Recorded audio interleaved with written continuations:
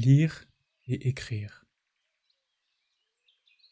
De tout ce qui est écrit, je ne lis que ce que quelqu'un écrit avec son sang. Écris avec ton sang, et tu verras que le sang est esprit. Il n'est guère facile de comprendre le sang d'autrui. Je hais les oisifs qui le lisent. Celui qui connaît le lecteur, celui-là, ne fait plus rien pour le lecteur. Encore un siècle de lecteur, et l'esprit lui-même va se mettre à puer. Que tout un chacun ait le droit d'apprendre à lire. Voilà qui à la longue va gâter non seulement l'écriture, mais aussi la pensée. Jadis l'esprit était Dieu, puis il s'est fait homme, et maintenant il se fait même plèbe. Celui qui écrit avec du sang et en aphorisme, celui-là ne veut pas être lu, mais être appris par cœur. Dans la montagne, le plus court chemin va de cime en cime, mais pour cela il te faut avoir de longues jambes. Les proverbes doivent être des cimes, et ceux à qui on les adresse doivent être grands et élancés. L'air léger et pur, le danger proche et l'esprit plein d'une joyeuse méchanceté, voilà qui va bien ensemble. Je veux avoir des gnomes autour de moi, car je suis courageux. Le courage qui chasse les fantômes se crée ses propres gnomes. Le courage aime à rire. Je ne ressens plus les choses comme vous. Ce nuage que je vois en dessous de moi, cette noirceur, cette lourdeur dont je ris, c'est cela justement votre nuée d'orage. Vous levez les yeux lorsque vous aspirez à vous élever, et moi je baisse le regard car je suis déjà en haut. Qui d'entre vous peut à la fois rire et être sur la cime? Celui qui gravit les plus hautes montagnes, celui-là se rit de toutes les tragédies, qu'elles soient réelles ou jouées. Courageux, insouciants, moqueurs, brutaux, c'est ainsi que nous veut la sagesse. Elle est femme, et elle n'aime jamais qu'un guerrier. Vous me dites, la vie est lourde à porter, mais à quelle fin auriez-vous vu le midi votre fierté et le soir votre soumission? La vie est lourde à porter, mais ne faites donc pas vos délicats. Nous sommes tous, tant que nous sommes, des ânes bien jolis qui aiment à porter des fardeaux. Qu'avons-nous en commun avec le bouton de rose qui tremble parce qu'une goutte de rosée lui pèse sur le corps? Il est vrai, nous aimons la vie, non parce que nous sommes habitués à la vie, mais parce que nous sommes habitués à aimer. Il y a toujours un peu de folie dans l'amour, mais il y a toujours aussi un peu de raison dans la folie. Et à moi aussi, qui aime ce qui vit, il me semble que les papillons ou les bulles de savon et les êtres humains qui leur ressemblent sont ceux qui en savent le plus du bonheur. Voir voleter ces âmes légères, un peu folles, fragiles et mobiles, voilà qui donne à Zarathustra envie de larmes et de chansons. Je ne croirais qu'en un Dieu qui s'entendrait à danser, et lorsque je vis mon diable, je le trouverai grave, minutieux, profond, solennel. C'était l'esprit de pesanteur. Par lui, toute chose tombe. On ne tue pas par la colère, mais on tue par le rire. Allons, tuons l'esprit de pesanteur. J'ai appris à marcher. Depuis ce temps, je me laisse courir. J'ai appris à voler. Depuis, je n'attends plus qu'on me pousse pour changer de place. Maintenant, je suis léger. Maintenant, je vole. Maintenant, je m'aperçois en dessous de moi-même. Maintenant, un Dieu danse en moi. Ainsi parlait Zarathustra. De l'arbre sur la montagne. Il n'avait pas échappé au regard de Zarathustra qu'un jeune homme cherchait à l'éviter. Et comme il allait un soir seul de par les montagnes entourant la ville appelée la vache multicolore. Voyez, il trouva ce jeune homme assis appuyé à un arbre, jetant sur la vallée un regard fatigué. Zarathustra entoura des bras le tronc de l'arbre à côté duquel était assis le jeune homme, et parla ainsi. Si je voulais secouer cet arbre-là de mes mains, je ne le pourrais pas. Mais le vent, que nous ne voyons pas, le tourmente et le plie dans le sens qui lui plaît. Ce sont des mains invisibles qui nous plient et nous tourmentent le plus. Alors, le jeune homme se leva troublé et dit « J'entends Zarathustra, et je pensais justement à lui. » Zarathustra répondit « Pourquoi t'en effraies-tu ? Mais il en va de l'homme comme de l'arbre. Plus il veut s'élever vers les hauteurs et la clarté, plus ses racines plongent dans la terre, vers le bas, dans les ténèbres et les profondeurs, dans le mal. »« Oui, dans le mal !» s'écria le jeune homme. « Comment est-il possible que tu aies découvert mon âme ?» Zarathustra sourit et dit « Certaines âmes, on ne les découvrira jamais, à moins qu'on ne les invente d'abord. »« Oui, dans le mal !» s'écria encore une fois le jeune homme. « Tu as dit vrai, Zarathustra. Je n'ai plus confiance en moi depuis que je veux m'élever, et plus personne n'a confiance en moi. Comment cela se fait-il donc ? Je me transforme trop vite. Mon aujourd'hui réfute mon hier. Souvent, je saute les marches quand je monte. Pas une marche ne me le pardonne. Suis-je en haut, je m'y trouve toujours tout seul. Personne ne parle avec moi. Le frima de la solitude me fait grelotter. Que viens-je chercher dans les hauteurs ? Mon mépris et mon désir croisent de pair. Plus je m'élève, plus je méprise celui qui monte. Que cherche-t-il donc dans les hauteurs ? Comme j'ai honte de ma façon de monter et de trébucher. Comme je me moque de ma respiration haletante. Comme je hais celui qui vole. Comme je suis fatigué sur les cimes. Ici, le jeune homme se tut. Et Zarathustra contempla l'arbre près duquel il se tenait et parla ainsi. Cet arbre croît ici, solitaire dans la montagne. Il s'est élevé loin au-dessus des humains et des animaux. Et s'il voulait parler, personne ne pourrait le comprendre. Si grande est la hauteur à laquelle il s'est élevé. Or, le voici qui attend et attend. Qu'attend-il donc ? Il habite trop près du siège des nuages. Il attend certainement la foudre prochaine. Lorsque Zarathustra eut dit cela, le jeune homme s'écria, en faisant de grands gestes. « Oui, Zarathustra, tu dis vrai. C'est à mon déclin que j'aspirais lorsque je voulais m'élever dans les hauteurs et tuer la foudre que j'attendais. Vois, que suis-je donc encore depuis que tu nous es apparu ? C'est ma jalousie à ton égard qui m'a détruit. » C'est ainsi que parla le jeune homme, et il pleura amèrement. Mais Zarathustra mit son bras autour de ses épaules et l'emmena avec lui. Et lorsqu'ils eurent marché quelque temps, Zarathustra se mit à parler en ces termes. « Cela me déchire le cœur. Mieux que tes mots, tes yeux me disent tous les dangers que tu cours. Pour l'instant, tu n'es pas libre encore. Tu cherches encore ta liberté. Ta recherche t'a rendu insomniaque et trop éveillé. Tu veux monter vers les hauteurs libres. Ton âme a soif d'étoiles. Mais tes mauvais instincts, eux aussi, ont soif de liberté. Tes chiens sauvages veulent être libres. Ils en aboient d'envie dans leur cave quand ton esprit se propose d'ouvrir toutes les prisons. Tu es encore, ce me semble, un prisonnier qui s'imagine la liberté. Ah, l'âme de tel prisonnier se fait ingénieuse, mais rusée aussi et mauvaise. Il faut encore que se purifie celui dont l'esprit s'est libéré. Beaucoup de prisons et de croupissures restent encore en lui comme un dépôt.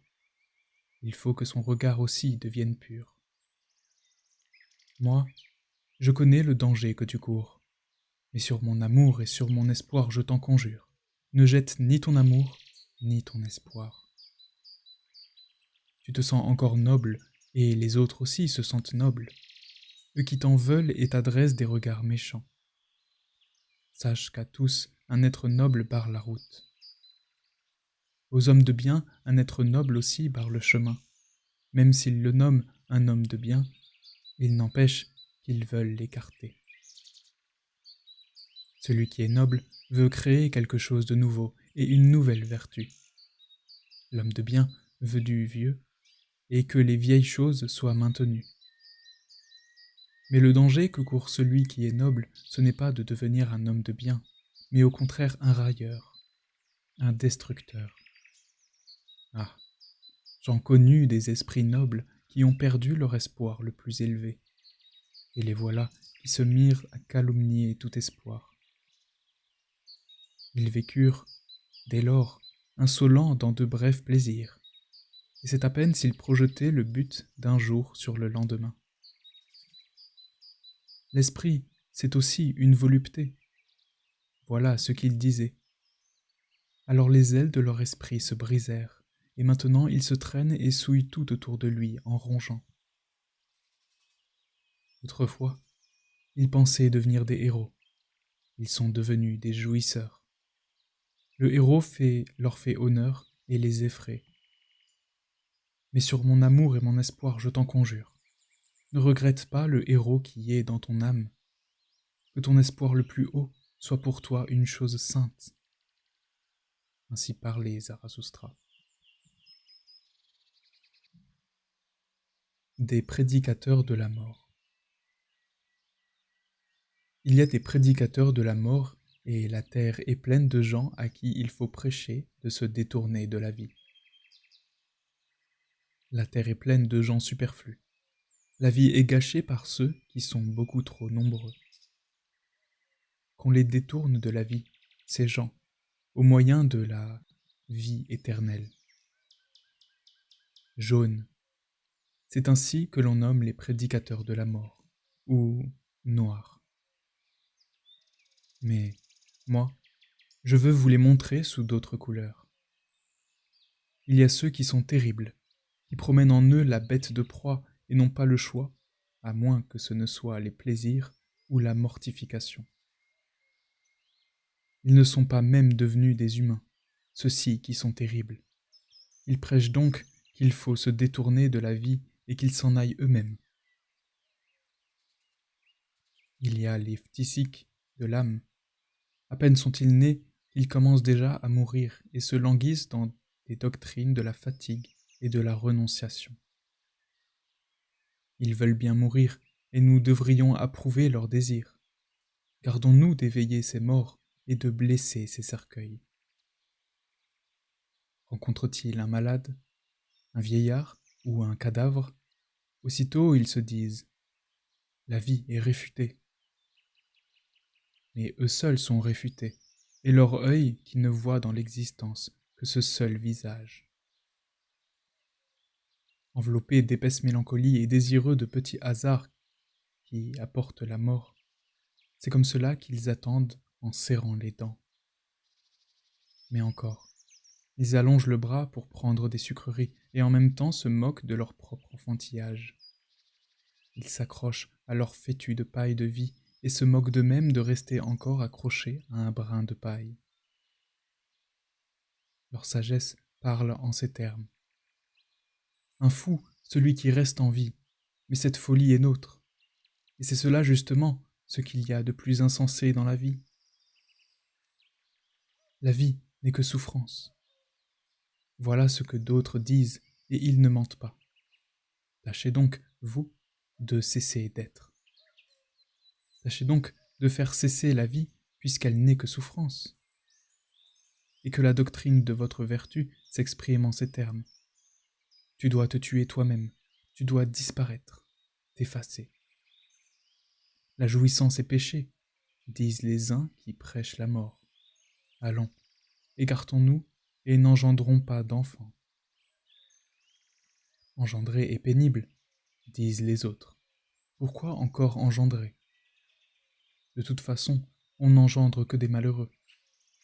Et eux aussi sont des prédicateurs de la mort. La pitié, voilà ce qu'il nous faut. C'est ce que disent les troisièmes. Prenez ce que j'ai, prenez ce que je suis. C'est d'autant moins pour me relier à la vie. Seraient-ils foncièrement compatissants, alors ils gâcheraient la vie à leur prochain.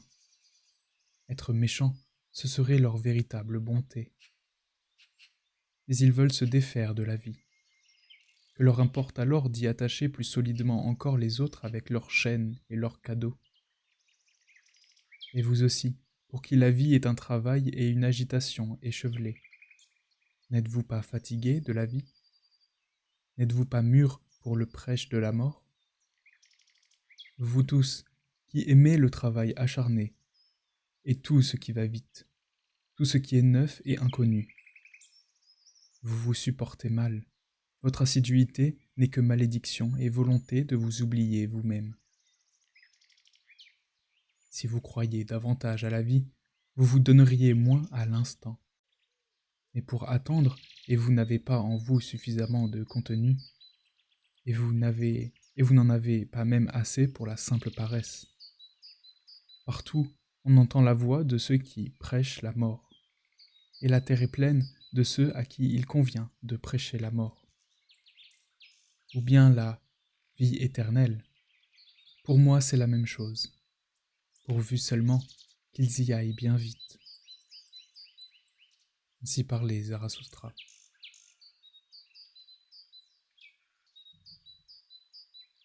De la guerre et des guerriers. Nous ne voulons pas être ménagés ni par nos meilleurs ennemis, ni par ceux que nous aimons du fond du cœur. Donc laissez-moi vous dire la vérité. Mes frères, dans la guerre, je vous aime du fond de l'âme. Je suis et j'étais semblable à vous, et je suis aussi votre meilleur ennemi. Aussi, laissez-moi donc vous dire la vérité. Je connais la haine et l'envie qui habitent votre cœur. Vous n'êtes pas assez grand pour ne pas connaître la haine et l'envie. Soyez donc assez grand pour ne pas en avoir honte. Et si vous ne pouvez être des saints de la connaissance, soyez-en au moins les guerriers. Ce sont eux, en effet, les compagnons et les prédécesseurs d'une telle sainteté. Je vois beaucoup de soldats. J'aimerais voir beaucoup de guerriers. Uniformes. Appelle-t-on ce qu'ils portent? Puisse ne pas être uniforme ce qu'ils cachent en dessous. Pour moi, vous devez être de ceux dont l'œil est toujours à la recherche d'un ennemi. De votre ennemi. Et chez quelques-uns d'entre vous, on voit la haine au premier regard. C'est votre ennemi que vous devez chercher, c'est votre guerre que vous devez faire, et pour vos pensées. Et si votre pensée succombe, alors votre probité doit néanmoins chanter son triomphe. Vous devez aimer la paix comme un moyen pour d'autres guerres, et vous devez mieux aimer une paix courte qu'une paix longue. Vous, je ne vous conseille pas le travail mais la lutte. Vous, je ne vous conseille pas la paix mais la victoire. Que votre travail soit un combat, que votre paix soit une victoire. On ne peut que se taire et rester cohis quand on a arc et flèche. Sinon, on bavarde et l'on se querelle. Que votre paix soit une victoire. Vous dites, c'est la bonne cause qui sanctifie même la guerre. Moi je vous dis, c'est la bonne guerre qui sanctifie toute cause. La guerre et le courage ont fait de grandes choses que l'amour du prochain. On fait plus de grandes choses que l'amour du prochain. Ce n'est pas votre pitié, c'est votre vaillance qui, jusqu'à présent, a sauvé les victoires. Qu'est-ce qui est bien? Demandez-vous. Être vaillant est bien. Laissez discourir les petites filles. Et bien ce qui est joli et touchant à la fois. On vous dit sans cœur, mais votre cœur est vrai, et j'aime la pudeur de votre cordialité. Vous, vous avez honte de votre flux, et d'autres ont honte de leur reflux. Vous êtes laids. Soit, mes frères, alors entourez-vous du sublime, le manteau de la laideur. et quand votre âme grandit, elle devient aussi présomptueuse, et dans votre noblesse, il y a la méchanceté. Je vous connais. Dans la méchanceté, le présomptueux rencontre le faible, mais ils ne se comprennent pas. Je vous connais. Vous ne devez avoir d'ennemis que haïssables, mais non pas d'ennemis à mépriser. Vous devez être fier de vos ennemis. Alors les succès de votre ennemi sont aussi vos succès. L'insurrection. Ça, c'est la noblesse de l'esclave. Que votre noblesse à vous soit obéissance, que votre commandement soit lui-même obéissance. Pour un bon guerrier, tu dois sonne plus agréablement que je veux. Et tout ce qui vous est cher, faites en sorte qu'on vous l'ordonne. Que votre amour de la vie soit amour de votre espoir le plus haut, et que votre espoir le plus haut soit la pensée la plus haute de la vie. Et votre plus haute pensée, c'est de moi que vous devez en recevoir l'ordre. La voici. L'homme est quelque chose qui doit être surmonté. Vivez donc votre vie d'obéissance et de guerre. Que peut vous importer une longue vie? Quel guerrier veut qu'on l'épargne? Je ne vous épargne pas. Je vous aime du fond du cœur, mes frères dans la guerre. Ainsi parlait Zarathoustra. De la nouvelle idole. Il y a quelque part encore des peuples et des troupeaux, mais pas chez nous cependant. Chez nous, mes frères, il y a des États. L'État, qu'est-ce que c'est? Allons. Maintenant ouvrez vos oreilles, car je vais vous dire ce que j'ai à vous dire de la mort et des peuples. L'État, c'est ainsi que s'appelle le plus froid des monstres froids, et il ment froidement, et le mensonge que voici sort de sa bouche. Moi, l'État, je suis le peuple. C'est un mensonge. Des créateurs, ce furent ceux qui créèrent les peuples, et qui accrochèrent une foi et un amour au-dessus d'eux. C'est ainsi qu'ils servirent la vie. Les destructeurs sont ceux qui tentent des pièges pour des multitudes et les appellent l'État. Ils suspendent au-dessus d'eux un glaive et sans appétit. Là où le peuple existe encore, il ne comprend pas l'État et il le hait comme un mauvais œil et comme un péché contre les coutumes et les droits. Je vous donne le signe que voici. Chaque peuple parle sa langue quant au bien et au mal. Le voisin ne la comprend pas. Sa langue, il se l'est inventée dans les coutumes et le droit. Mais l'État, lui, ment dans tous les idiomes du bien et du mal. Et quoi qu'il dise, il ment. Et ce qu'il possède, il l'a volé. Tout est faux en lui. Il mord avec des dents volées, lui qui mord si volontiers. Fausses sont même ses entrailles. Confusion des langues du bien et du mal. Ce signe, je vous le donne comme signe de l'État. À la vérité, c'est la volonté de mort qu'indique ce signe.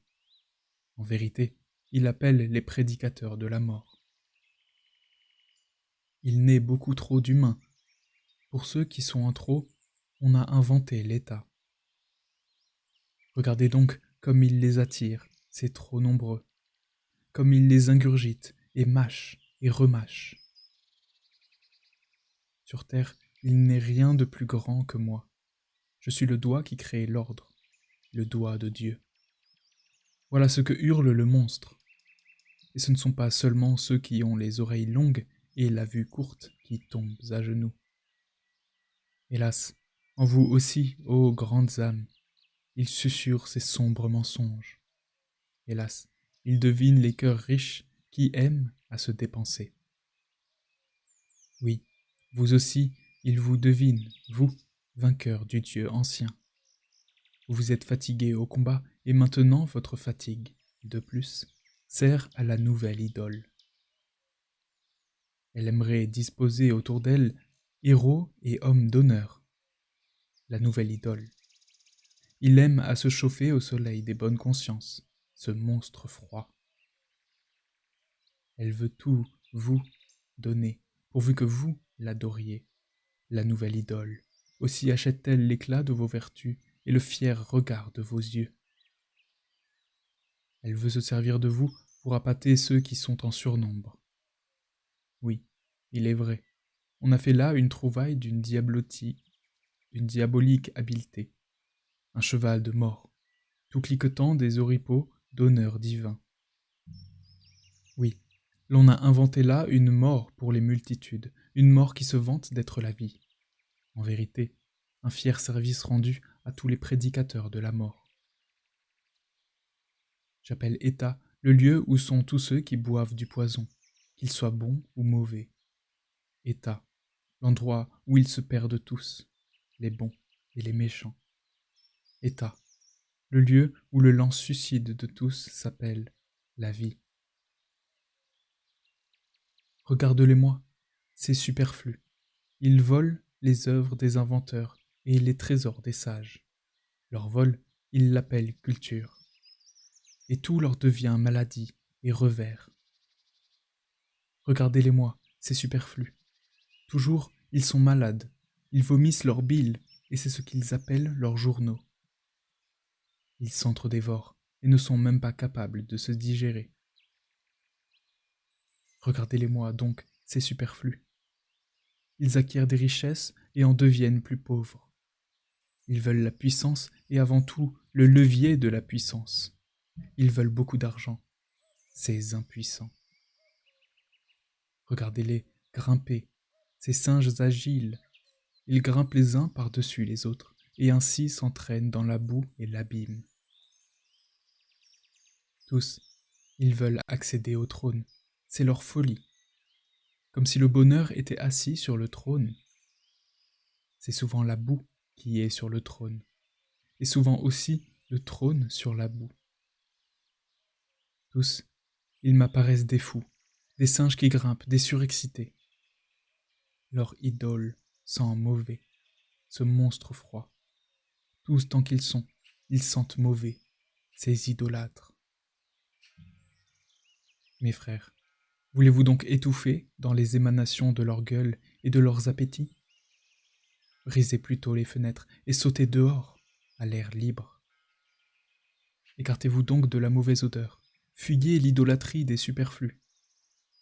Écartez-vous donc de la mauvaise odeur, fuyez donc les vapeurs de ces sacrifices humains. Pour de grandes âmes, la terre est encore à leur disposition. Bien des endroits sont encore vides pour que viennent s'y établir les ermites, seuls ou à deux. L'odeur de mer tranquille les entoure. Une vie libre est encore ouverte aux grandes âmes. En vérité, celui qui possède peu est d'autant moins possédé. Louée soit la petite pauvreté. Là où cesse l'état, c'est là que commence l'homme. Celui qui n'est pas superflu, là commence le chant de ce qui est nécessaire, la mélodie unique et irremplaçable. Là où cesse l'état, regardez donc mes frères, ne les voyez-vous pas, l'arc-en-ciel et les ponts du surhumain? Ainsi parlait Zarathustra. Des mouches du marché. Fuis dans ta solitude, mon ami. Je te vois assourdi par le bruit des grands hommes et déchiré par les aiguillons des petits. Dignes, forêts et rochers savent se taire en ta compagnie. Sois de nouveau semblable à l'arbre que tu aimes, celui aux larges branches, silencieux aux écoutes, suspendu au-dessus de la mer. Où cesse la solitude, commence le marché. Et où commence le marché, commence aussi le vacarme des grands comédiens et le bourdonnement des mouches venimeuses. Dans le monde, les choses les meilleures ne valent rien sans quelqu'un pour les mettre en scène. Le peuple appelle ces metteurs en scène de grands hommes. Le peuple comprend bien peu ce qui est grand, c'est-à-dire ce qui est créateur. Mais il a un flair pour tous les metteurs en scène et pour tous les comédiens des grandes causes. C'est toujours des inventeurs de valeurs nouvelles que tourne le monde. Ils tournent de façon invisible. Mais la foule et la gloire tournent autour des comédiens. Tel est le cours du monde. Le comédien a de l'esprit, mais un esprit sans conscience morale. Il croit toujours à ce qui lui permet le plus d'imposer sa façon de croire, à lui-même. Demain, il croira en une chose nouvelle, et après-demain en une autre, plus nouvelle encore. Il a l'esprit prompt, tout comme la foule, et il est d'humeur versatile. Renversé, il appelle cela prouver. Rendre fou, c'est ce qu'il appelle persuader. Et de toutes les raisons, le sang lui semble la meilleure. Une vérité qui ne se glisse que dans les oreilles fines, il l'appelle mensonge et néant. En vérité, il ne croit qu'en des dieux qui font grand tapage dans le monde. La place du marché est pleine de bouffons solennels, et la foule se glorifie de ces grands hommes. Ils sont pour elle les maîtres du moment. Mais le temps les presse, aussi te presse-t-il, et de toi, ils veulent savoir si c'est oui ou si c'est non. Malheur à toi, veux-tu placer ta chaise entre le pour et le contre? Ne sois pas jaloux de ces intransigeants qui te pressent, toi qui aimes la vérité. Jamais encore la vérité ne s'est accrochée au bras d'un intransigeant. À cause de ces esprits hâtifs, retourne à ta sécurité. Ce n'est qu'au marché que l'on est assailli par oui ou par non. Longues sont les expériences que font les puits profonds. Il leur faut attendre longtemps jusqu'à ce qu'ils sachent ceux qui tombent dans leur profondeur. C'est à l'écart du marché et de la gloire que se passe tout ce qui est grand. C'est à l'écart de la place du marché et de la gloire qu'ont, de tout temps, habité les inventeurs de valeurs nouvelles. Fuis dans ta solitude. Je te vois harcelé par les mouches venimeuses. Fuis vers les contrées où souffle un air rude et fort. Fuis dans ta solitude. Tu as vécu trop près des petits et des pitoyables. Fuis leur vengeance invisible. Contre toi, ils ne sont rien que vengeance. Ne lève plus le bras contre eux. Ils sont innombrables, et ce n'est pas ta destinée d'être un chasse-mouche. Ils sont innombrables, ces petits et ces pitoyables. Et il y a de nobles architectures que des gouttes de pluie et de mauvaises herbes suffisent à ruiner. Tu n'es pas une pierre, mais déjà toutes ces gouttes t'ont creusé. Tu vas te briser et tu vas éclater à force de gouttes. Je te vois fatigué par des mouches venimeuses. Je te vois égratigné en 100 endroits, et ta fierté ne veut pas même s'en irriter. En toute innocence, c'est ton sang qu'ils te réclament. C'est de sang que leurs âmes exsanguées ont soif. Et c'est pourquoi ils te piquent en toute innocence. Mais toi qui es profond, tu souffres trop profondément de petites blessures. Et avant même que tu ne sois guéri, le même ver empoisonné s'est mis à ramper sur ta main. Tu es trop fier pour tuer ces gloutons. Mais prends garde que cela ne te devienne fatal de supporter toute leur fielleuse injustice. Ils bourdonnent autour de toi en te louant. Ils veulent la proximité de ta peau et de ton sang. Ils te flattent comme un dieu ou comme un diable. Ils geignent devant toi comme devant un dieu ou un diable. Qu'est-ce que cela peut bien te faire? Ce sont des flagorneurs et des geignards, pas plus. Souvent aussi, ils font les aimables avec toi. Et cela, ce fut toujours l'astuce des lâches. Oui, les lâches sont malins. Ils pensent beaucoup à toi en leur âme étroite. Tu leur es toujours un motif de suspicion. Tout ce à quoi on pense beaucoup finit par devenir suspect. Ils te punissent pour toutes tes vertus. Ils ne te pardonnent par principe que tes bévues. Parce que tu es doux et d'âme juste, tu dis « Ils sont innocents de leur petite existence ». Mais leur âme étroite pense tout ce qui existe de grand et coupable. Mais si tu leur es indulgent, ils se sentent encore méprisés par toi, et ils te rendent les bienfaits par des méfaits cachés. Ta fierté muette n'est jamais de leur goût. Ils jubilent quand, pour une fois, tu es suffisamment modeste pour être vaniteux. Ce que nous reconnaissons dans un homme, nous l'enflammons aussi. Alors, méfie-toi des petits. Devant toi, ils se sentent petits, et leur bassesse rougeoie et brûle contre toi en une vengeance invisible. N'as-tu pas remarqué que souvent ils sont devenus muets quand tu t'approchais d'eux, et que leur force les quittait comme la fumée s'échappe d'un feu qui s'éteint? Oui, mon ami, tu es la mauvaise conscience de tes prochains, car ils sont indignes de toi. C'est pourquoi ils te haïssent et aimeraient bien te sucer le sang.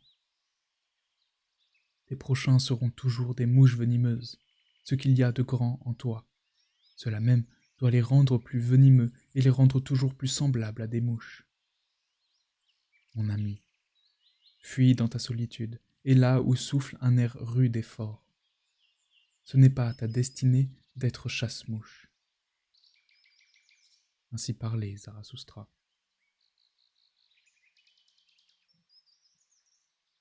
De la chasteté. J'aime la forêt. On vit mal dans les villes. Il y a trop d'humains en rut.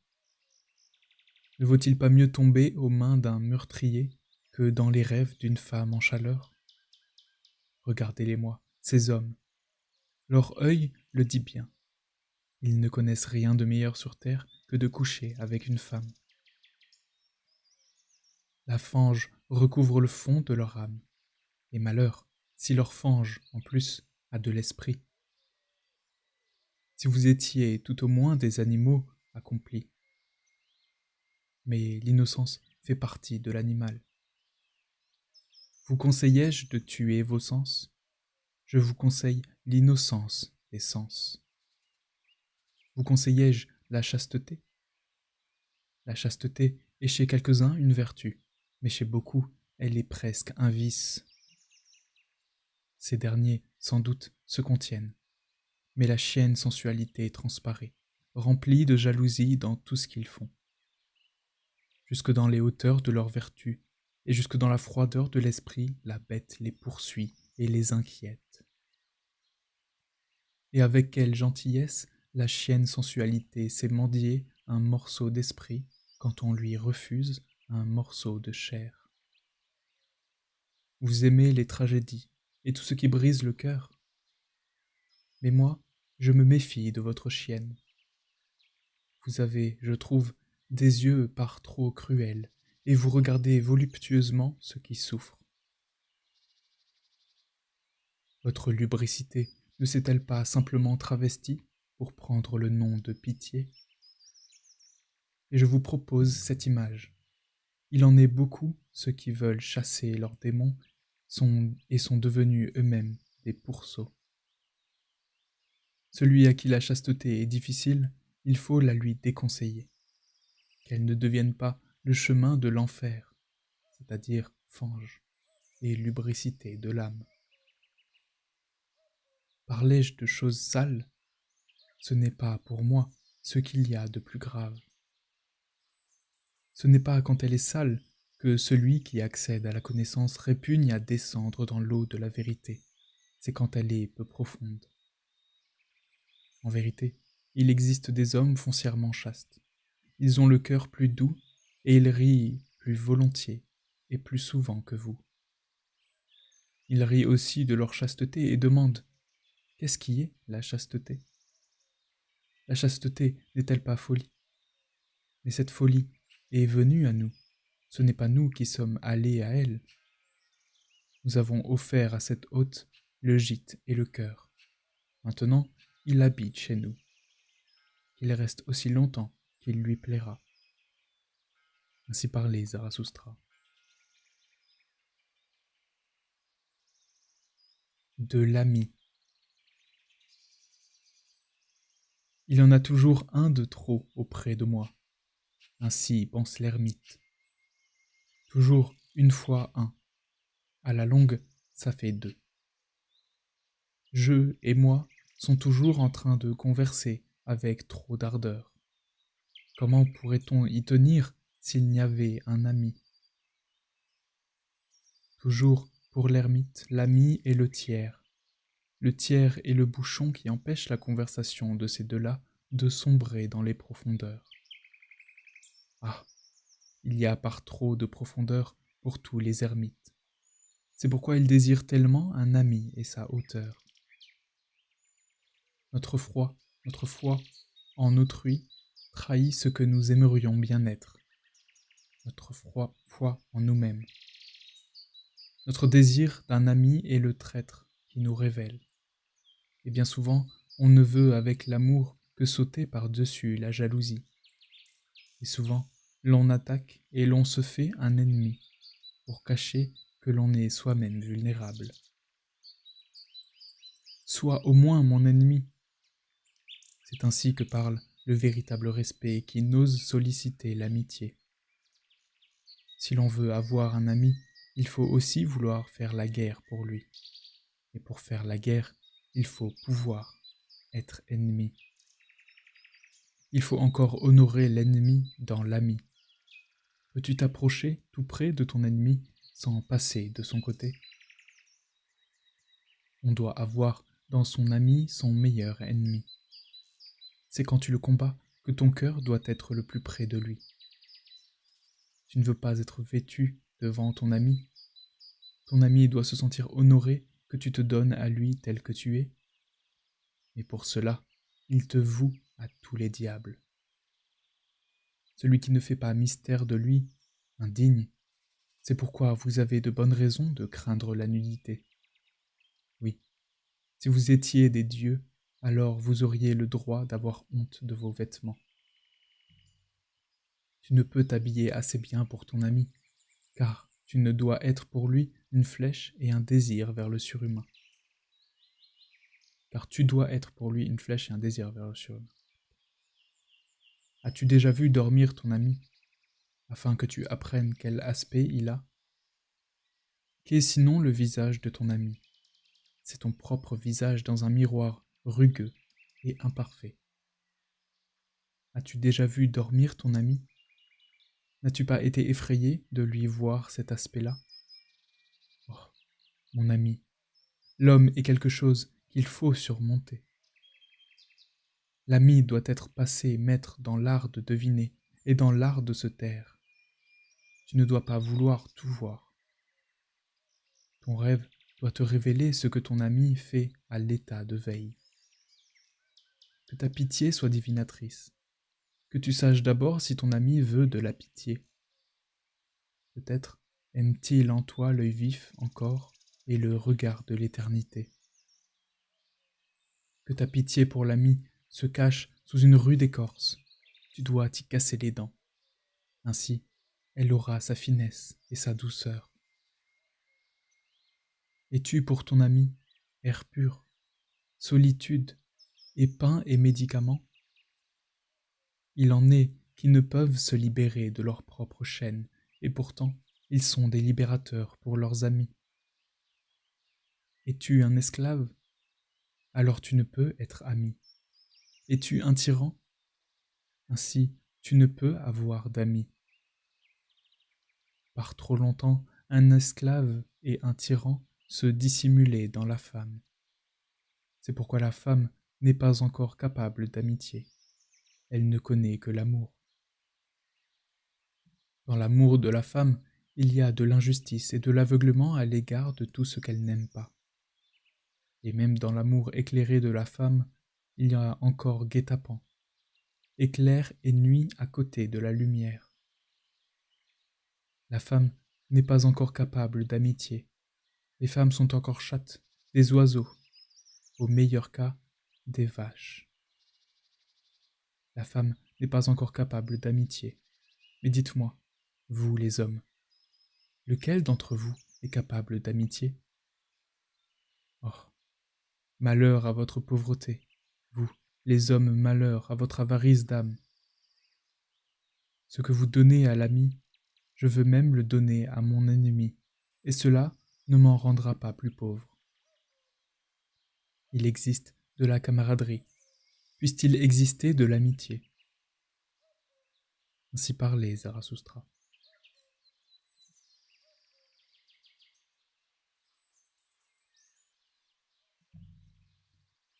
Des 1001 buts. Zarathustra a vu beaucoup de pays et beaucoup de peuples. C'est ainsi qu'il découvrit le bien et le mal de beaucoup de peuples. Zarathustra ne trouva pas de puissance plus grande sur terre que le bien et le mal. Aucun peuple ne pourrait vivre sans d'abord fixer des valeurs, mais s'il veut subsister, il ne doit pas juger comme juge le voisin. Bien des choses jugées bonnes par ce peuple-ci étaient jugées par un autre homme comme honteuses et méprisables. Voilà ce que j'ai trouvé. J'ai vu bien des choses appelées mauvaises en un endroit et vêtues de la pourpre des honneurs d'ailleurs. Jamais personne n'a compris son voisin. Toujours son âme s'est étonnée de la folie ou de la méchanceté du voisin. Une table des lois est suspendue au-dessus de chaque peuple. Vois, c'est la table de toutes ses victoires sur lui-même, c'est la voix de sa volonté de puissance. Louable est tout ce qui, pour lui, est réputé difficile. Ce qui est indispensable et difficile, voilà qui s'appelle bien. Et ce qui, en outre, délivre encore de la détresse la plus extrême, ce qu'il y a de rare, ce qu'il y a de plus difficile, il le nomme sacré. Ce qui fait qu'il règne est vain et resplendit à la grande horreur jalouse du voisin. Voilà qui pour lui est ce qu'il y a d'élevé, de primordial, la mesure, le sens de toute chose. En vérité, mon frère, si tu as reconnu la pressante détresse d'un peuple et sa contrée, et ses voisins, et son ciel, alors tu as deviné aussi la loi de ses victoires sur lui-même, et pourquoi il monte vers ses espérances sur cette échelle. Toujours, tu dois être le premier, et surpasser les autres. Ton âme jalouse ne doit aimer personne, excepté ton ami. Ceci faisait tressaillir l'âme d'un Grec, et le conduisait sur le sentier de sa propre grandeur. Dire vrai, et bien manier l'arc et la flèche. Voilà ce qui fut à la fois cher et difficile au peuple dont mon nom est issu, ce nom qui à la fois m'est cher et lourd à porter. Honorer père et mère et être à leur service jusqu'à la racine même de l'âme. C'est cette table-là de la victoire sur soi qu'un autre peuple suspendit au-dessus de lui, et cela le fit puissant et éternel. Être fidèle et pour l'amour de la fidélité attacher son honneur et son sang même à des causes dangereuses. Se donnant cette doctrine, un autre peuple s'est vaincu lui-même, et se dominant ainsi lui-même, il est devenu gravide et lourd de grandes espérances. En vérité, les hommes se sont donné tout leur bien et leur mal. En vérité, ils ne le prirent pas, ils ne le trouvèrent pas, ils ne le reçurent pas comme une voix tombée du ciel. Ce n'est que l'homme qui a donné une valeur aux choses afin de se conserver. C'est lui qui a donné aux choses leur sens, un sens humain, un sens d'humain. C'est pourquoi il se nomme l'humain, c'est-à-dire celui qui évalue. Évaluer, c'est créer. Écoutez-vous, les créateurs. L'évaluation, c'est le trésor et le joyau de toutes les choses évaluées. Ce n'est que par l'évaluation que se fixe la valeur. Et sans l'évaluation, l'existence serait une noix creuse. Écoutez-le, vous, les créateurs. Le changement des valeurs, c'est le changement des créateurs. Celui qui doit être un créateur, celui-là détruit toujours. Les créateurs, ce furent d'abord les peuples, et bien plus tard seulement des individus. En vérité, l'individu lui-même est la plus récente des créations. Les peuples jadis suspendirent les tables du bien au-dessus de leur tête. Ce furent l'amour qui veut régner et l'amour qui veut obéir qui, ensemble, ont créé de telles tables. Le plaisir du troupeau est plus ancien que le plaisir du moi. Et aussi longtemps que la bonne conscience se nommera troupeau, seule la mauvaise conscience dira moi. En vérité, le moi malin, le moi sans amour, qui veut trouver son avantage dans l'avantage du plus grand nombre. Il n'est pas l'origine du troupeau, il en est le déclin. Ils étaient aimants et créateurs, ceux qui créèrent le bien et le mal. Le feu de l'amour et le feu de la colère brûlent dans les noms de toutes les vertus. Zarathustra a vu beaucoup de pays et beaucoup de peuples. Zarathustra n'a pas trouvé de puissance plus grande sur terre que les œuvres de ceux qui aiment. Bien et mal. Tel est leur nom. En vérité, la puissance de ces louanges et de ces blâmes est un monstre. Dites-moi, mes frères, qui en viendra à bout? Dites qui enchaînera les 1000 nuques de cet animal? Il y eut 1000 buts jusque-là, car il existe 1000 peuples. Il ne manque plus que la chaîne pour les 1000 nuques. Il manque ce but unique. Pour l'instant encore, l'humanité n'a pas de but. Mais dites-moi, mes frères, si le but fait encore défaut à l'humanité, ne fait-elle pas alors encore défaut à elle-même? Ainsi parlait Zarathustra. De l'amour du prochain. Vous vous pressez autour de votre prochain, et vous avez pour cela de belles paroles. Mais moi, je vous dis, votre amour du prochain n'est que votre mauvais amour pour vous-même. Vous vous réfugiez auprès du prochain pour vous fuir vous-même, et vous voudriez vous en faire une vertu. Mais je perce à jour votre désintéressement. Le toi est plus vieux que le moi. On a sanctifié le toi, mais pas encore le moi. C'est ainsi que l'homme se presse vers son prochain. Vous conseillais-je l'amour du prochain? Je préfère plutôt vous conseiller de fuir votre prochain et d'aimer le plus lointain. Plus haut que l'amour du prochain est l'amour du lointain et du futur. Plus haut que l'amour des hommes est l'amour des choses et des fantômes. Ce fantôme qui court devant toi, mon frère, il est plus beau que toi. Pourquoi ne lui donnes-tu pas ta chair et tes os? Mais tu as peur, et tu cours te réfugier auprès de ton prochain. Vous ne pouvez vous supporter vous-même, et vous ne vous aimez pas suffisamment. Or, vous voulez détourner le prochain vers l'amour et vous dorer de son erreur. J'aimerais que la compagnie de prochains de toutes sortes et de leurs voisins vous devienne intolérable. Vous seriez bien obligé de tirer de vous-même votre ami et son cœur débordant. Vous invitez un témoin quand vous voulez dire du bien de vous-même. Et quand vous l'avez induit à bien penser de vous, alors vous pensez du bien de vous-même. Ne ment pas seulement celui qui parle contre sa conscience, mais surtout celui qui parle contre sa nescience.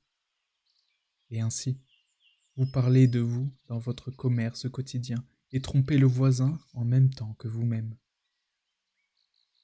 Voici ce que dit le bouffon.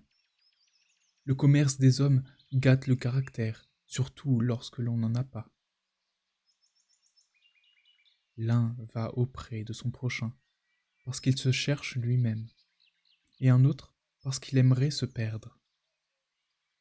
Votre mauvais amour pour vous-même fait pour vous de la solitude une prison. Ce sont ceux qui sont plus au loin paie votre amour du prochain. Et déjà, quand vous êtes 5 ensemble, il faut toujours qu'il y en ait un sixième qui meure. Je n'aime pas non plus vos fêtes. J'y ai trouvé trop de comédiens. Et les spectateurs, eux aussi, se sont souvent comportés en acteurs. Ce n'est pas votre prochain que je vous enseigne, mais l'ami. Que l'ami vous soit une fête de la terre et un pressentiment du surhumain. Je vous enseigne l'ami et son cœur débordant. Mais il faut savoir être une éponge quand on veut être aimé par un cœur débordant. Je vous enseigne l'ami, en qui le monde est tout. Prêt, il est une enveloppe du bien. Je vous enseigne l'ami, qui a toujours un monde à prodiguer. Et de la façon dont le monde s'est déroulé pour lui, il s'enroule de nouveau, concentriquement, comme le devenir du bien à travers le mal, comme le devenir des fins à travers le hasard. L'avenir est ce qu'il y a de plus lointain, que ce soit pour toi la cause de ton aujourd'hui. Dans ton ami, tu dois aimer le surhumain comme la cause de toi-même. Mes frères, je ne vous conseille pas l'amour du prochain, je vous conseille l'amour du plus lointain. Ainsi parlait Zarathustra. De la voix du Créateur. Mon frère, veux-tu t'isoler? Veux-tu chercher le chemin qui mène à toi-même? Tarde donc encore un instant et écoute-moi. Celui qui cherche, celui-là se perd facilement lui-même. Tout isolement est faute. Voilà ce que dit le troupeau. Et longtemps tu as fait partie du troupeau. En toi aussi va encore retentir la voix du troupeau. Et quand tu diras « Je ne partage plus une conscience avec vous », alors ce ne sera qu'une seule plainte et une seule douleur. Vois, cette douleur elle-même est née de cette conscience une.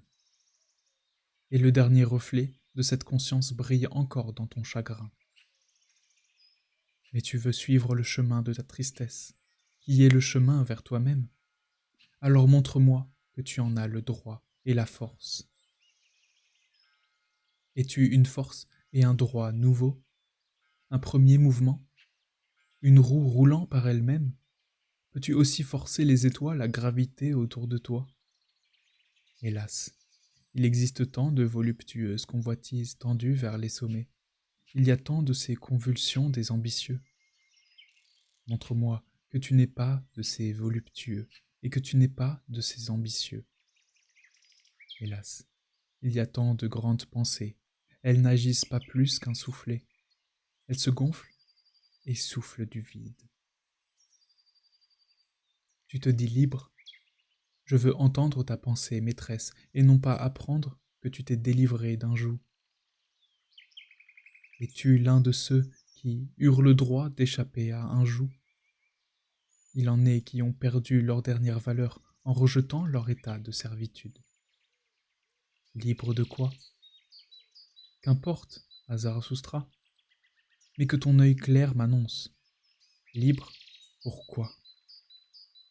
Peux-tu te donner à toi-même ton bien et ton mal et suspendre ta volonté au-dessus de toi, comme une loi? Peux-tu être ton propre juge et le vengeur de ta loi? Il est terrible d'être seul avec le juge et le vengeur de sa propre loi. C'est ainsi qu'une étoile est jetée dans l'espace vide, et désolée est l'haleine glacée de la solitude.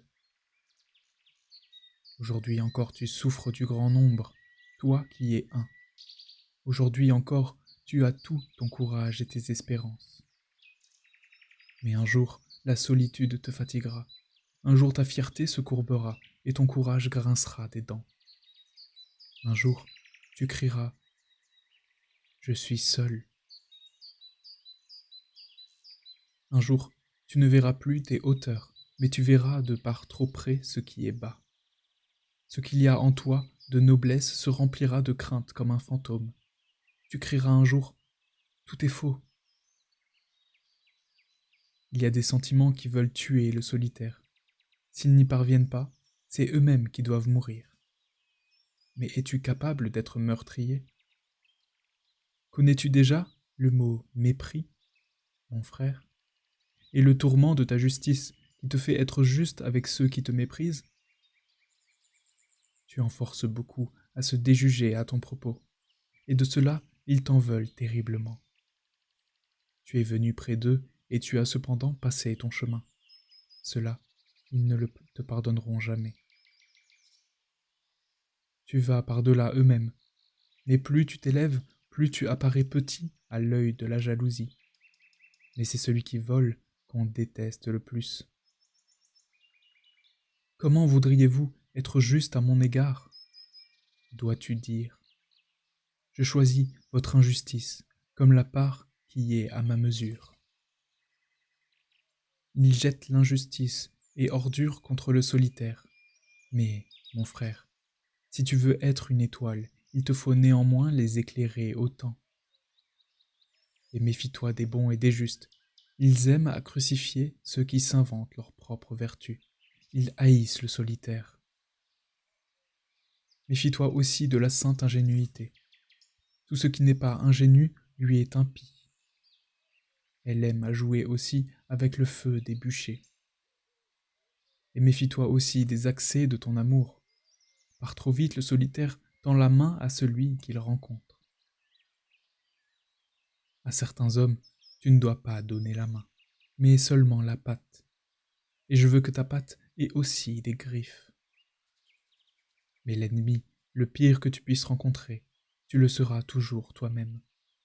Tu te guettes toi-même dans les cavernes et les forêts. Solitaire, tu parcours la route vers toi-même, et ton chemin passe devant toi-même, et tes 7 diables. Tu seras hérétique à toi-même, et sorcière, et devin, et bouffon, et douteur, et impie, et mécréant. Il faut que tu veuilles brûler dans ta propre flamme. Comment voudrais-tu redevenir neuf si tu n'es pas d'abord devenu cendre?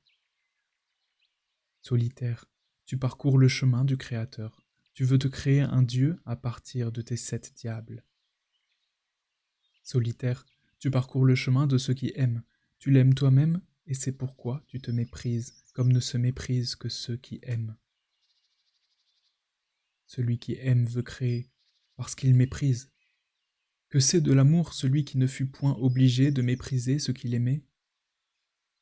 Va dans ta solitude, avec ton amour et avec ta création, mon frère. Et ce n'est que tard que la justice te suivra en clopinant. Va dans ta solitude avec mes larmes. J'aime celui qui veut créer par-delà lui-même et qui périt ainsi. Ainsi parlait Zarathustra. Des petites vieilles et des petites jeunes. Pourquoi te faufiles-tu si timidement à travers l'obscurité, Zarathustra? Et que caches-tu avec tant de précaution sous ton manteau? Est-ce un trésor qu'on t'a donné en présent, ou un enfant qui t'est né?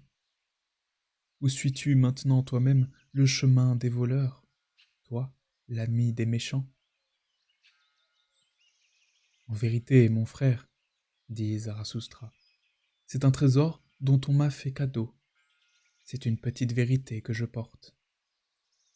Mais elle est indocile comme un jeune enfant, et si je ne lui tiens pas la bouche, elle crie trop fort. Comme je passais aujourd'hui, solitaire, mon chemin, à l'œil, à l'heure où le soleil sombre, je rencontrai une petite vieille qui parla ainsi à mon âme. Zarathustra nous a dit beaucoup de choses, à nous, les femmes aussi. Cependant, jamais il ne nous a parlé de la femme. Et je lui répondis, de la femme, on ne doit parler qu'à des hommes. Parle-moi aussi de la femme, dit-elle. Je suis suffisamment vieille pour oublier tout de suite ce que tu diras. Et j'accédai au désir de la petite vieille, et lui parlai ainsi. Tout dans la femme est énigme, et tout dans la femme a une solution. Elle s'appelle grossesse. L'homme pour la femme est un moyen. Le but, c'est toujours l'enfant. Mais qu'est la femme pour l'homme? L'homme véritable veut deux choses, le danger et le jeu. C'est pourquoi il veut la femme comme le jouet le plus dangereux. Il faut que l'homme soit éduqué pour la guerre et la femme pour le repos du guerrier. Tout le reste est sottise. Les fruits par trop doux, le guerrier ne les aime pas. C'est pourquoi il aime la femme. Amère est la femme la plus douce. Mieux qu'un homme, la femme comprend les enfants. Mais l'homme est plus enfantin que la femme. Dans l'homme véritable est caché un enfant qui veut jouer. Allons, les femmes, découvrez-le cet enfant dans l'homme. Que la femme soit un jouet pur et fine, pareil à la pierre précieuse, illuminée par les vertus d'un monde qui n'existe pas encore. Que le rayon d'une étoile brille dans votre amour, que votre espérance dise « Oh, puissais-je donner le jour au surhumain ?» Que votre amour soit plein de vaillance. Forte de votre amour, portez-vous contre celui qui vous inspire de la crainte. Que votre amour soit plein de votre honneur. D'habitude, la femme ne s'y entend guère à l'honneur.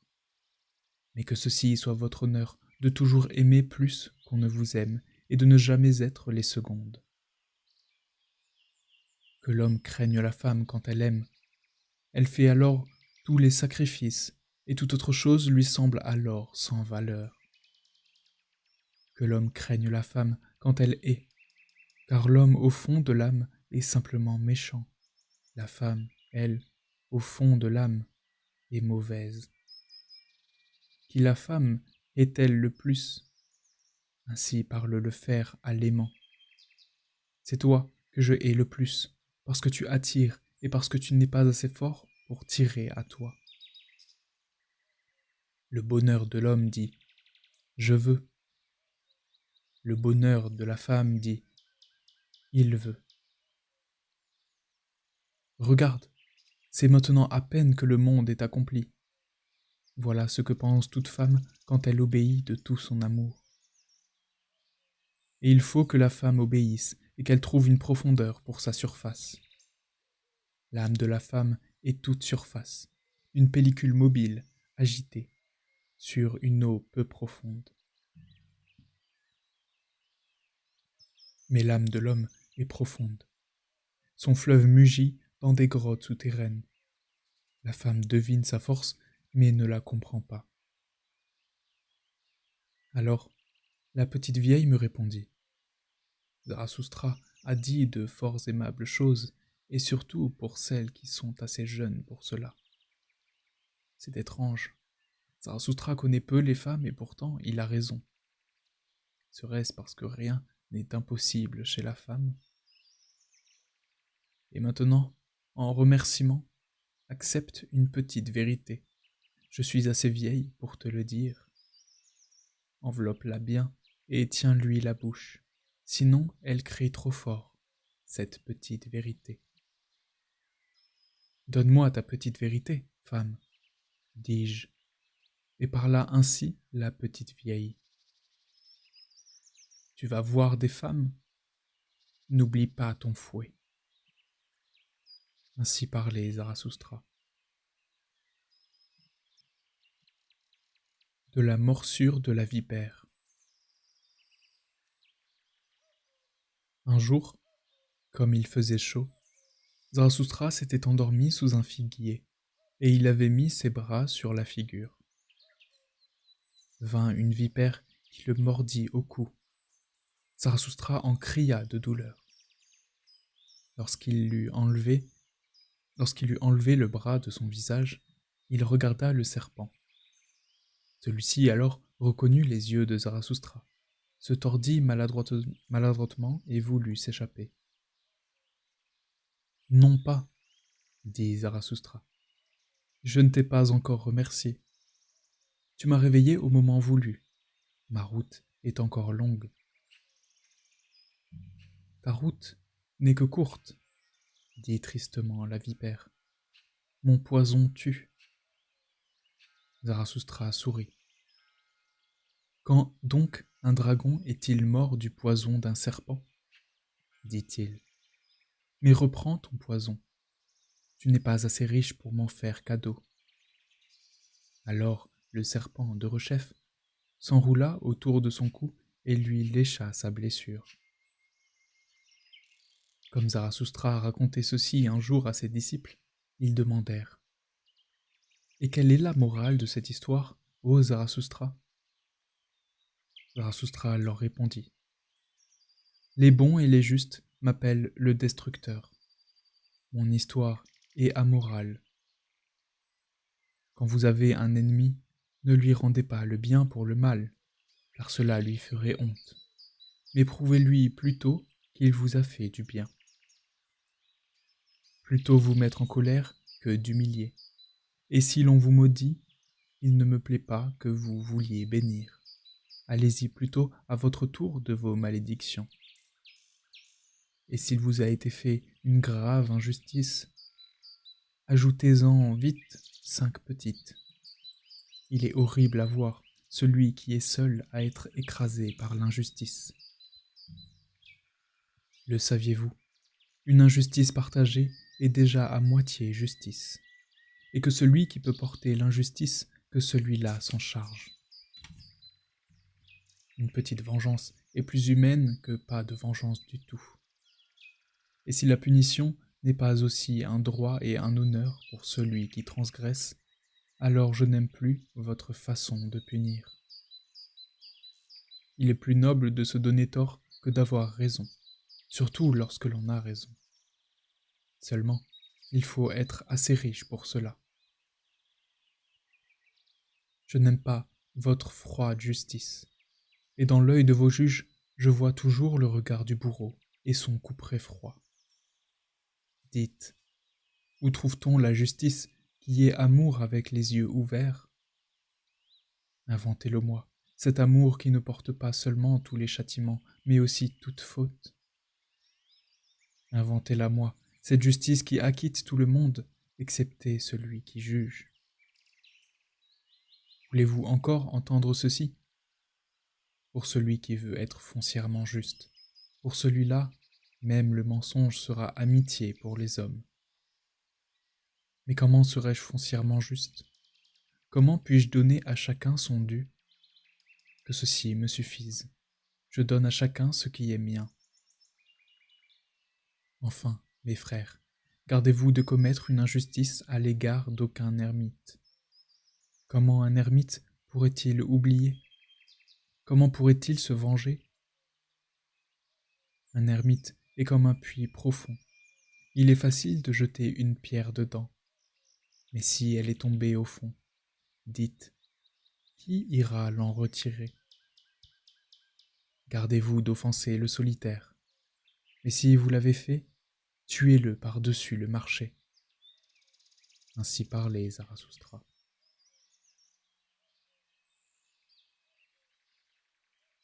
De l'enfant et du mariage. J'ai une question pour toi seul, mon frère. Comme une sonde, je la jette dans ton âme afin de savoir quelle est sa profondeur. Tu es jeune et tu souhaites enfant et mariage. Mais moi je te demande, es-tu un homme qui a le droit de souhaiter avoir un enfant? Es-tu le victorieux, le dominateur de toi-même, le maître de tes sens, le seigneur de tes vertus? Voilà ce que je te demande. Ou est-ce l'animal et le besoin animal qui parlent dans ton souhait? Ou bien l'essolement ou la discorde avec toi-même? Je veux que ta victoire et ta liberté désirent un enfant. Tu dois ériger des monuments vivants à ta victoire et à ta libération. Tu dois construire par-delà toi-même. Mais d'abord il faut que toi-même tu sois construit au cordeau, d'âme et de corps. Tu ne dois pas seulement procréer, mais surcréer. Que le jardin du mariage t'aide à cette fin. Tu dois créer un corps supérieur, un premier mouvement, une roue roulant par elle-même. C'est un créateur que tu dois créer. Mariage, c'est ainsi que je nomme la volonté de créer à deux l'un qui est davantage que ceux qui le créèrent. J'appelle le mariage respect mutuel de ceux qui veulent une telle volonté. Que ceci soit le sens et la vérité de ton mariage. Mais ce que les trop nombreux, ces superflus appellent mariage, ah, comment vais-je bien appeler cela? Ah, cette pauvreté de l'âme à Dieu, ah, cette saleté de l'âme à deux, ah, ce misérable bien-être à deux. Ils appellent tout cela mariage, et ils disent que leurs unions ont été conclues au ciel. Or, je ne l'aime pas, ce ciel des superflus. Non, je ne les aime pas, ces animaux emmêlés dans les filets célestes. Que le Dieu qui s'approche en claudiquant pour bénir ce qu'il n'a point uni, reste loin de moi. Ne riez pas de telles unions. Quel enfant n'aurait pas lieu de pleurer à cause de ses parents? Cet homme me paraît digne et mûr pour le sens de la terre. Mais lorsque je vis sa femme, la terre me parut une maison de fous. Oui, j'aimerais que la terre fût secouée de spasmes quand s'accouplent un saint et une oie. Celui-là, tel un héros, s'en alla à la quête de vérité, et ce qu'il captura au bout du compte, ce fut un petit mensonge endimanché. Il appelle cela son mariage. Tel autre était réticent dans ses fréquentations et attentif à ses choix. Mais soudain, il a gâté à jamais sa compagnie. C'est ce qu'il appelle son mariage. Tel autre cherchait une servante douée des vertus d'un ange. Mais soudain, il est devenu la servante d'une femme, et il serait bon, maintenant qu'il devint lui-même ange de surcroît. J'ai trouvé tous les acheteurs circonspects, et tous ont des yeux rusés, mais même le plus rusé achète sa femme chat en poche. Beaucoup de courtes folies, c'est ce qui, chez vous, se nomme amour. Et votre mariage finit beaucoup de courtes folies en une longue bêtise. Votre amour pour la femme et l'amour de la femme pour l'homme. Ah! Que n'est-il pas compassion pour des dieux souffrants et voilés? Mais la plupart du temps, seulement, il n'y a que deux animaux qui se devinent. Mais même votre meilleur amour n'est qu'une symbole extatique et une incandescence douloureuse. Il est une torche qui doit vous indiquer de sa lumière des chemins plus élevés. Vous devez, un jour, aimer par-delà vous-même. Donc apprenez d'abord à aimer, et c'est pourquoi vous devez boire le calice amer de votre amour. L'amertume est aussi dans le calice de l'amour le meilleur. Ainsi donne-t-elle le désir du surhumain, ainsi elle te donne soif, à toi, le Créateur. Soif du Créateur, flèche et désir du surhumain, dis-moi, mon frère. Est-ce cela ta volonté de mariage? Qu'une telle volonté, qu'un tel mariage me soit à jamais sacré. Ainsi parlait Zarathustra. De la mort volontaire. Il en est beaucoup qui meurent trop tard, et quelques-uns trop tôt. Le précepte qui dit « Meurs à temps » nous est encore étranger. Meurs à temps. Voilà ce qu'enseigne Zarathustra. Certes, comment celui qui n'a jamais vécu à temps, comment celui-là pourrait-il mourir à temps? Ah, si seulement il n'était jamais né. Voilà ce que je conseille aux superflus. Mais même les superflus font encore les importants avec leur mort, et même la noix la plus creuse veut qu'on la casse. Tous prennent la mort au sérieux, mais la mort n'est pas encore une fête. Les hommes n'ont pas encore appris comment on consacre les plus belles fêtes. Ce que je vous montre, c'est la mort accomplissement, qui devient, pour les vivants, un aiguillon et une promesse. Celui qui accomplit meurt sa mort victorieusement, entouré de ceux qui espèrent et promettent. C'est ainsi que l'on devrait apprendre à mourir, et il ne devrait pas y avoir de fête sans qu'un tel mourant ne consacra les serments ou les serments des vivants. Donc, mourir, c'est le mieux. Ce qu'il faut en deuxième lieu, c'est mourir au combat et prodiguer une grande âme. Mais à celui qui combat, celui à qui est victorieux, votre mort grimaçante et odieuse, elle qui s'approche en se faufilant comme un voleur, et vient pourtant en maître. Je vous vante ma mort, la mort volontaire qui me vient parce que je veux moi. Et quand voudrais-je? Celui qui a un but et un héritier, celui-là veut la mort en temps voulu pour but et héritier. Et, par respect pour le but et l'héritier, il ne suspendra plus de guirlandes fanées dans le sanctuaire de la vie. En vérité, je ne veux pas ressembler aux cordiers. Ils étirent leurs fils et ce faisant vont toujours en reculant. Il en est qui sont même trop vieux pour leur vérité et leur victoire. Une bouche édentée n'a plus droit à toute vérité. Et chacun qui veut avoir de la gloire doit à temps prendre congé de l'honneur et pratiquer l'art difficile, de s'en aller en temps voulu. Il faut cesser de se laisser manger quand on est le plus savoureux. C'est ce que savent ceux qui veulent qu'on les aime longtemps. Certes, il existe des pommes sûres dont le destin est qu'elles attendent jusqu'au dernier jour de l'automne. Et en même temps, elles mûrissent, jaunissent et se racornissent. Chez les uns, le cœur vieillit d'abord. Chez d'autres, c'est d'abord l'esprit. Il en est quelques-uns qui sont vieillards pendant la jeunesse. Mais être jeune tard maintient jeune longtemps. Il en est qui manquent leur vie. Un ver empoisonné leur ronge le cœur, alors qu'ils s'efforcent au moins de réussir mieux leur mort. Il en est plus d'un qui ne s'adoucit jamais et pourrit déjà en été. C'est la lâcheté qui le fait s'accrocher à sa branche. Il en vit beaucoup trop, et il en est beaucoup trop d'accrocher à leurs branches. Ah, que vienne une tempête pour secouer tout ceci de pourri et de vermoulu de l'arbre. Ah, que viennent des prédicateurs de la mort rapide. Voilà quels seraient les vrais ouragans pour secouer les arbres de vie. Mais je n'entends que prêcher la mort lente et la patience pour tout ce qui est terrestre.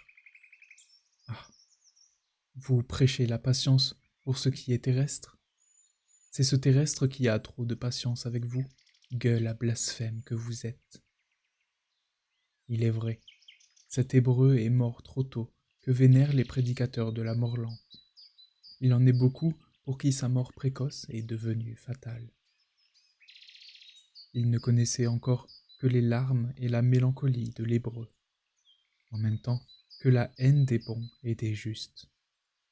Alors le désir de la mort prit subitement l'Hébreu Jésus. Que n'est-il resté dans le désert, au nid des bons et des justes? Peut-être aurait-il appris à vivre et à aimer la terre, et à rire par surcroît.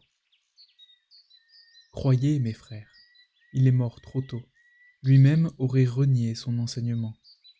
S'il était parvenu jusqu'à mon âge, il était suffisamment noble pour un tel reniement. Mais il n'était pas encore mûr. Le jeune homme aime de façon immaturée, et c'est de façon immaturée qu'il hait l'homme et la terre. Son âme et les ailes de son esprit lui sont encore liées et lourdes. Mais dans l'homme, il y a davantage d'enfants que dans le jeune homme, et moins de mélancolie. Il sait mieux ce qui est vie et ce qui est mort. Libre pour la mort et libre dans la mort. Un négateur sacré, quand il n'est plus temps de dire oui. C'est ainsi qu'il sait ce qui est vie et ce qui est mort. Que votre mort ne soit pas un blasphème contre l'homme et la terre, mes amis. C'est ce que j'implore du miel de votre âme. Dans votre mort doivent encore luire votre esprit et votre vertu, pareil à la rougeur du couchant autour de la terre. Ou sinon, alors, votre mort ne réussira pas. C'est ainsi que je veux moi-même mourir, pour que vous, amis, aimiez davantage la terre à cause de moi. Et je veux redevenir terre pour que j'aie le repos en celle qui m'a enfanté. En vérité, Zarathustra avait un but. Il jeta sa balle. Maintenant, c'est vous, amis, qui êtes les héritiers de mon but. C'est à vous que je jette la balle d'or. Ce que j'aime par-dessus tout, amis, c'est vous voir jeter la balle d'or. Et c'est ainsi que je m'attarde encore un peu sur terre. Pardonnez-le-moi. Ainsi parlait Zarathustra.